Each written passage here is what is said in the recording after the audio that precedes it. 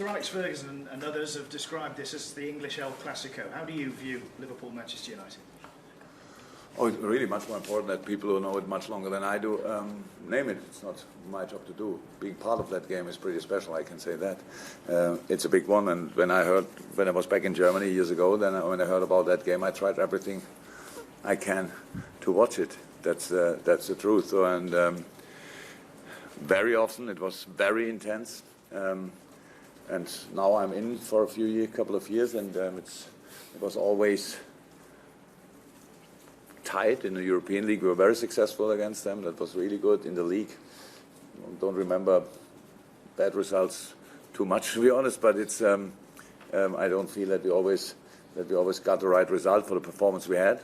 So last year we had a very good start in the home game against us, but then we took more or less over, but couldn't get the game back, if you want.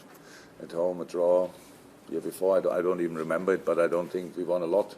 So we try to change that, at least. We try to change that. But it will be a very intense game, and we need to be ready for that. And that's really important, because this week we reached a big target on Tuesday night. So we had one day exactly to feel the relief a little bit with that, because of course until Monday night, Tuesday afternoon, it was not clear that we will stay in the Champions League. The boys did the job, so then we took the Wednesday to really calm down, and since yesterday we are back on track, and now today is the most important session to prepare that game, and I'm really looking forward to it. It will be a big one, and I think the people are ready to create again an atmosphere similar to Tuesday night, which was again very special, and so looking forward. No Trent Alexander-Arnold. Is that a defensive crisis you face? No, it's our defensive. It's our situation. Not sure. The crisis is, I think, if you feel it's a crisis, it's our situation. So with Trent, it's not as serious as it is with the other two boys. But of course, it's absolutely not top class news. That's clear. It was unlucky as well. Especially with Joel, it was the last second of the game. When he asked me in the press conference, and I had no idea about it. So because I went go pretty much immediately doing different stuff, and I didn't see him on the pitch because I spoke to Carlo. But the rehab already started pretty much, if you want. Same for Joe and Trent. Yeah, we have to see. For him, it's day by day when we judge it. So it's. Yeah, but it's not cool. But how I said, as long as we have still enough players, it's my job, our job, always to find a solution for it, and we will have a solution for the weekend. But of course, it's not perfect. Jürgen, what's it like, the experience of being part of that atmosphere that this fixture generates? It's good. It's something really. It's one of these games when the players talk to each other in the dressing room. Then it's about the boys who played it already. Prepare pretty much the others, because it's special. But it's, as I said before, it's as well one of the games where you sign with your contract. Try to do everything you have to win it, so that's clear. No, it's an absolutely big one. It's historical wise a big one, and if Alex Ferguson says it's a British El Clasico, then I'm really blessed, because I was already part of the German El Clasico. So no, it's a cool game. With United being 16 points behind you now, does that rule them out of the title race? I really don't think that I was ever interested in the points of Manchester United, and I'm not today, obviously. But it's about they have really. I don't read too much what you write, obviously, but of course I'm aware of the criticism and all that stuff. But when we make the analyze and switch off the sound, there's a lot of quality. There's a lot of quality. There's speed. There's technique. There's physical strong. They have pretty much everything. They have still De Gea in the goal. That's unbelievable. So and all this stuff. So they have strikers. They can switch between Rashford, Lukaku, and others. They have Lingard. They have Martial. They have unbelievable quality. So we don't judge the points they have. We judge the quality they have, and we prepare for that. That's all. You also have a World Cup winner in Paul Pogba. I just wondered, do you see United as a more difficult proposition with Pogba in the side or without? I don't actually know how much you asked Jose Mourinho about players from us. Did somebody ask him what he thinks about Gini Wijnaldum? Oh, I would think so. I'm 100% sure not. So Well, I would think he would because be asked now how it's, I he don't, keeps that. what can I can really. Paul Pogba is a world-class player. That's all I can say. So, and he's a Man United player. That's all. So I think we should prepare for him as well. Staying with Paul Pogba is a bit cheeky, but is he the type of player that you would like to manage, given the opportunity, should that ever happen? You know better than I what happens if I give an answer to that question.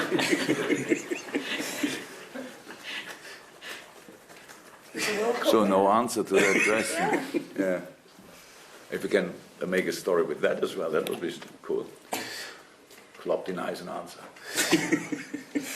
Okay, can I ask you about Nathaniel Klein? Is he ready? Bearing in mind the situation defensively. It looks like Klein was unfortunately injured in the last 2-3 weeks. Nothing serious, but serious enough that he couldn't be even part of training. So luckily, I would say, he's you can since. answer this one. Yeah? You can answer this one. Since I think 4 days he's in full training again. So that's good. Is he ready for 90 minutes? I don't know. But is he ready? Yes. Given the importance and the history behind this fixture and the talent in the United ranks, were you surprised at how cautious they were against you last season at Anfield? How they seem to lack a bit of ambition, United? I don't think that Jose Mourinho ever has a lack of ambition, ever. He just makes what he thinks is right in the moment, so that makes him the probably most successful manager in the world. Huh? So that's how it is, and was not a joy for us to play against them, having this quality on the other side, and then having the ball constantly and try to have an idea. Going around, stuff like that. The boys tried everything, but that day didn't work out. But that's absolutely how it is. We all have our plan for a game, so that's it. No problem with that. In a fixture of this nature, how important do you think somebody like Xherdan Shaqiri could be for you? And have you been, even yourself, obviously somebody you wanted to bring in, so you know about his quality? Have you been surprised at how quickly he's adapted to what you want from him? Actually not, because she's delivering exactly that, what we saw in him. And we only have to make sure that, or he has to make sure that he can deliver that here, like he delivered it at Munich. Maybe not that often in Milan, but I didn't watch him that often. And at Stoke, so that's how it is. He's a top-class player. And no, I'm not surprised. Carl, the back of the room. Your last 2 home games against United have been goals, draws, and against City, similar. And before that, we lost 1-0, right? And Wayne Rooney. But, so it's time. Yeah, I know. But does that show that the respect that your side has earned, that sides come here and are almost happy to go away with a goalless draw, even sides like Man United and City? They have our situation. I don't know what other teams make of our situation. You have to ask them. So, but we never thought before a game, only because we have a few good results in the past at home or whatever, that it will be easy in the next game. That's not the mode you can win football games in, and that's all. So we only have to. It's a typical situation. Look at it. You here, it's probably, I don't know exactly how the atmosphere was in the Man United press conference, but here it's rather positive. You're looking for things to talk about. We have no problems. So we have a few injuries, but apart from that, everything's positive. On the other side, it looks like, it's not the best mood. Lost the last Champions League game and stuff like that. You all prepare with that atmosphere. You all prepare. Make it easier for United in that situation. So, but we have to be angry on Sunday, and we will be. We fight for our points. It's not that there's anything. We don't sort problems for others or whatever. We have our own problems. We have our own targets, and we go for them. That's all. But with all of this kind of questions, we're thinking, why are we talking about that? Because we don't have something to talk about. Obviously, you want to talk with me about Man United. So that's the interesting stuff. So that's, you prepare already the stories for Monday. And our job is that you have to write on Sunday the right stories. Sunday night. Just on Klein, you said he trained for 3-4 days and he's fine, but I think he's only played 6 games in 18 months. Does that make a difference? Does that affect? Klein is a very experienced player, so yeah, is it perfect? No. But is he experienced enough to do it? Yes, 100%. We have other options. We have other options as well, so we will not push Klein through now after not the longest spell of training, I would say. When we have still young guns. We have Rafa Camacho played outstandingly well in the preseason. Even Curtis Jones played. I think they both played against United, wasn't it, that game? Yeah. So we have other options as well. And how I said, as long as we have options, everything is fine. If we don't have the obvious option anymore, then we need to be creative.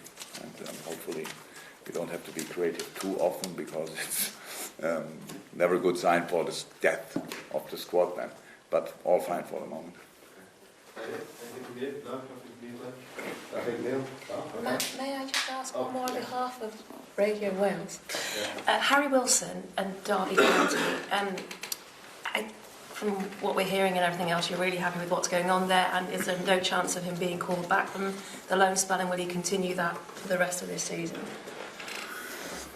So I'm really happy about what Harry's doing, and it's true. It's fantastic. It's absolutely perfect example for that. Sometimes it's really good to leave home to show up somewhere else. And I really think that Harry left in the right moment.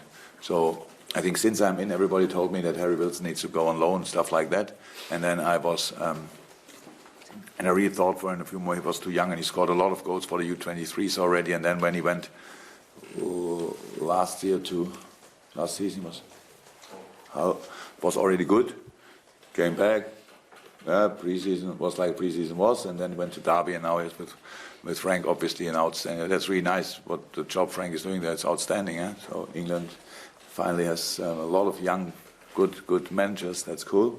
But our situation is like this in the moment. If you would have asked me a week before, 2 weeks before, you asked me probably on the transfer market, do we do anything? And I would say, probably not. So now we have 2 centre-halves left. Will we do something? Not really likely, because they are not out for A long time. yes. But it's always, we have to judge it new, and that's exactly the same with Harry. If now something happens in offensive wing position, why should I say today 100% we will not do it? I mean, that's the only thing Derby has to. They accept it in the moment they sign the contract, so they have to wait until the last second and we can decide. So, but we don't want to take him away. Only if we really need him, then we would trigger that option. Otherwise, he's there, and it's in a fantastic team. I like watching them. How they played against United, that would have been a role model game. And it was not because United was weak, that was because Derby was outstanding. And so, yeah, all good. Cool. Thanks, you. Welcome. Thank you.